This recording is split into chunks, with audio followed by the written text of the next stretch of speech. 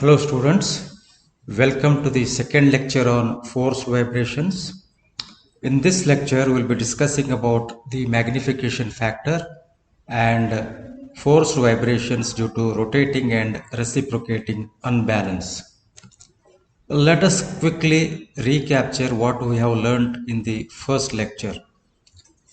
Now for this single degree of freedom system where there is a damper and subjected to this external harmonic force, the amplitude of displacement of this system subjected to this force is given by this equation, which consists of two parts. The first part is the complementary part or complementary solution, and second one is the particular solution or particular integral. Now, with this understanding of the single degree of freedom system response subjected to harmonic force, let us proceed and try to understand the concept of magnification factor. Now here you can see there are two cases. One is a single degree of freedom system where external force on the system is F0, which is static in nature, and this is the amplitude of vibration due to this F0. And in the second case, where there is harmonic force F0 sin omega t acting on this system, and X is the amplitude of vibration of this system because of this force. Now if you take the ratio of this X because of F0 sin omega t and X xt because of F0, it is called as the magnification factor, also called as dynamic magnifier. Now mathematically, magnification factor is defined as amplitude of vibration due to harmonic force. So this is the harmonic force and this is the amplitude, and divided by amplitude of vibration due to static force. This is static force and it is the amplitude of vibration. The ratio of these two, that means X by xt, is nothing but the magnification factor.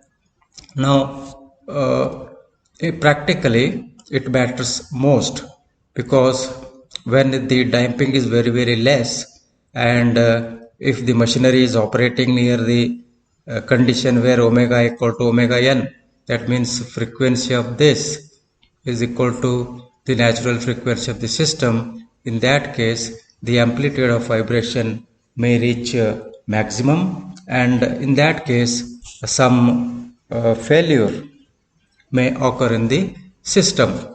So that is why we have to keep this magnification factor as minimum as possible at a particular value of zeta, damping factor.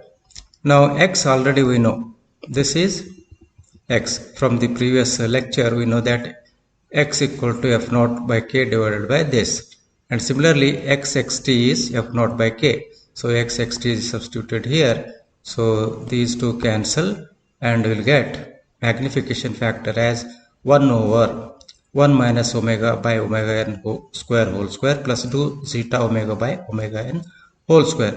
So finally magnification factor is a factor by which amplitude of vibration due to static force is to be multiplied to get the amplitude of vibration due to harmonic force. Now this plot shows the magnification factor plotted for various values of damping, and x-axis is omega by omega n. So this is omega by omega n, the frequency of the forcing function and the natural frequency of the system. Now as you can see, for zeta value 1, the response or the magnification factor starts from 1 and gradually decreases. for higher values of omega by omega n. And you can notice all the curves start from magnification factor equal to 1. So that is simple. In this equation, if you substitute this omega by omega n equal to 0, so this is 0, this is 0, and this is 1 square plus 0 square, so 1 by 1 is magnification factor will be 1. So at omega by omega n equal to 0, all these curves for irrespective of value of zeta, it starts from 1. Now let us take this where zeta equal to 0.3. So it starts from 1. As it approaches omega by omega n equal to 1 or little bit earlier than that, it reaches maximum, and then magnification factor decreases at higher values of omega by omega n. Now similarly for zeta equal to 0.1, means as the damping value goes on decreasing, the magnification factor for particular value or condition omega by omega equal to omega n, okay, or omega by omega n equal to approximately 1, the magnification factor reaches maximum value. Say for example, for this zeta equal to 0, this amplitude or magnification factor is very high. You can see here, if zeta is substituted as 0 here, then this term becomes 0. Then at omega by omega n equal to 1, for example, so this is also 1 minus 1 0, so 1 by 0 means infinity. So we have to operate our machinery either in this region mostly where the magnification factor is less, or somewhere in this region. Now it is again with respect to the phase angle of this single degree of freedom system, and as you know already, for different values of zeta and for different values of omega by omega n, okay, as you can see, for the values of omega by omega n much less than 1, the angle between the displacement vector x and the force F naught is less. Here in this case it is less, and if omega by omega n equal to 1, here it becomes 90 degree, this red line, and here for values by omega n much greater than 1 means here in this region the angle increases rapidly more than 90 or reaches 180 degree for this. See for example here, for this case, for all these it is almost 1 degree at zeta equal to 0 for no damping. Now let us discuss about the forced vibrations because of the presence of rotating unbalance. It may be any machinery like a pump or any other electric motor which is a rotating machinery. In that case, if there is unbalance due to some reason, what will be the response of the system? Now let us say this is the system which is having unbalanced mass m naught, and it is located at distance e from the center of the rotation, and m is the total mass of the system, entire system, okay, and as usual this is modeled as a single degree of freedom system. Let us say the displacement is in this direction, upward direction, and because of that this is the displaced position, and say this is mass is rotating by at angular velocity omega in this direction, so it reaches this particular position. Okay, now for this particular position of the mass m naught and this displaced position, let us try to evolve the equation. So for this case condition, here this is the mass m naught at angle omega t, theta equal to omega t, and this is E sin omega t, and the displacement x from the reference is x. So as you already seen, m naught is the unbalanced mass, rotating unbalanced mass. M is the total mass of the system inclusive of m naught, and E is eccentricity, this value, and E is eccentricity, this value, and x is the displacement of mass m minus m naught. Okay, so you need to pay attention to this. X is nothing but this is displacement of mass m minus m naught, and displacement of mass m naught alone is x plus this. So total displacement is this, x plus E sin omega t is the displacement of the mass.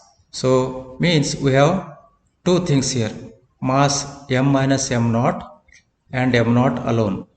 Means there are two inertia forces, one is because of this and second is because of this, and other forces coming on the system are the spring force and the damping force.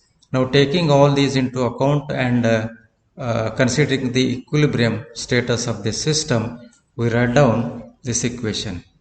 All the forces acting downward as positive, so m minus m naught into x double dot, this is nothing but m naught into d square by dt of, this is acceleration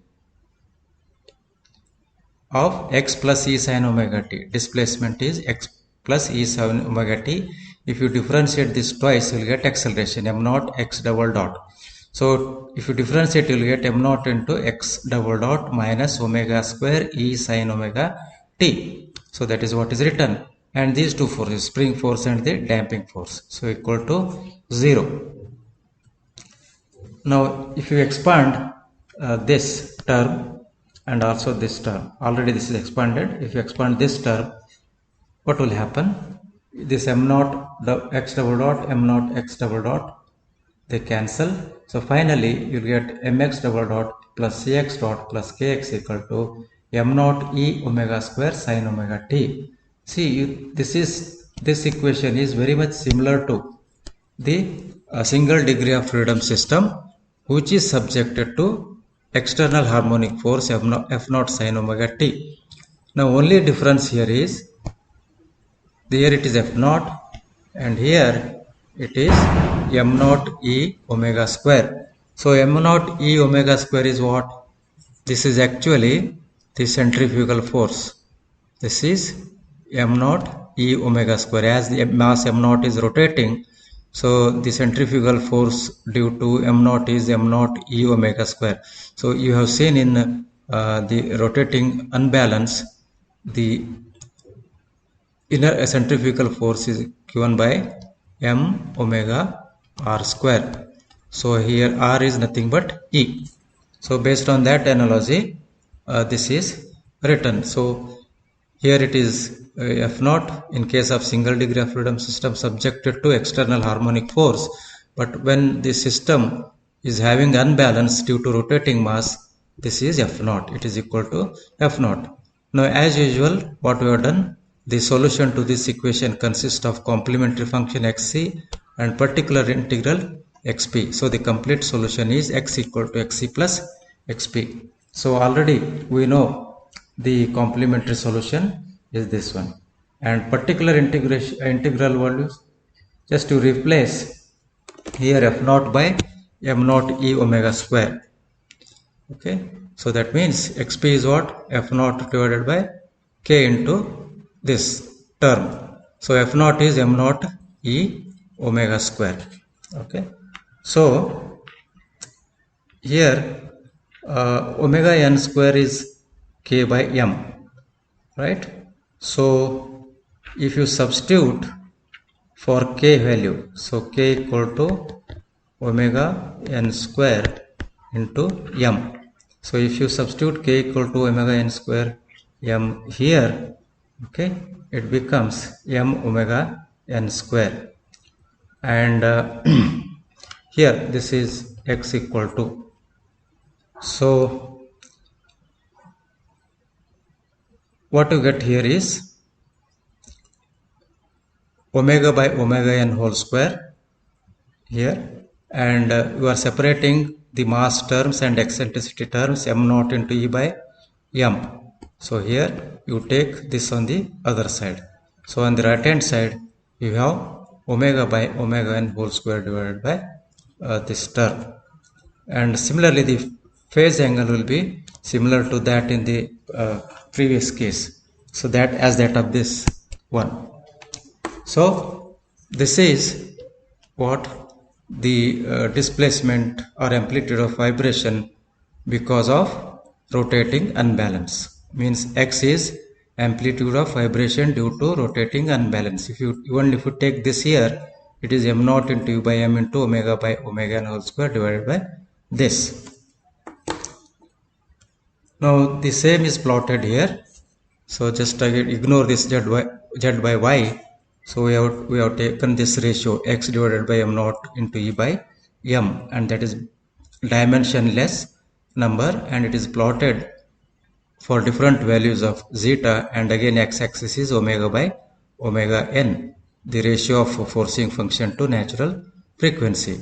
So as you can see, at omega by omega n nearly equal to 1, this ratio x naught divided by m naught into E by m, it reaches maximum. Okay, and for lower values of omega by omega n, the ratios are lesser. Similarly, at higher values of omega by omega n, the ratio x naught divided by m naught into E by m is also reasonable. But only thing is you should have little bit of higher damping. But at lower dampings and near to the condition omega by omega n equal to 1, this ratio is maximum. Hence in this zone the machinery should not be operated. If it is observed, immediately it should be looked into and rectified. Now next topic is the forced vibrations because of reciprocating unbalance. Now in the previous case, the rotating unbalance may be due to broken fan blade, or it may be bent shaft, or it may be broken gear tooth, bearing failure, anything. Okay, now coming to the forced vibrations because of reciprocating unbalance. Now balancing of reciprocating masses we have already studied. Now let us say this is the system. Just you rotate this by 90 degrees here in this side or this side. It is a rotating reciprocating machinery. Now let us say this is the crank, the connecting rod, and the piston. Now let the m naught be the mass of all the reciprocating parts in this system, and mass be the total mass of the engine, r the radius of the crank, l is the connecting rod length, and n the obliquity ratio, n equal to l divided by r, connecting rod length to crank radius. So for this reciprocating unbalance, we know that the inertia force is given by m naught omega square r into cos theta plus cos 2 theta by n. This already we know in the balancing of reciprocating masses. So as I told, if this entire system is rotated, for that this will become reference and cos theta holds good. But now we have taken this as reference. So because of this, what will happen? This is omega t and this is theta. So hence it becomes cos of 90 minus theta.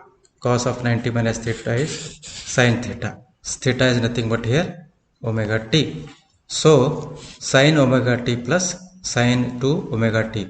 So this is just it instead of cos, it is sin, because instead of this axis we have taken this as the reference. So with respect to this, the inclination of this we have taken. That is why it becomes sin omega t plus sin 2 omega t by n. N is this obliquity ratio. Now for very high speed engines, this will be very large, N will be very large, and hence this becomes very small. So hence the inertia force Fi will be m naught omega square r into sine omega t. Now here this is the equation, plot of this unbalance at different values of zeta, and x-axis is omega by omega n. Again, near this value omega by omega n equal to 1, and for lesser values of zeta, this value is very maximum. So hence we should not operate the machinery in this zone. So maybe here or maybe in this zone. So that is the end of the part 2, students. In part 3, we will discuss about the force transmissibility, motion transmissibility, and vibration isolation. See you in lecture 3. Thank you.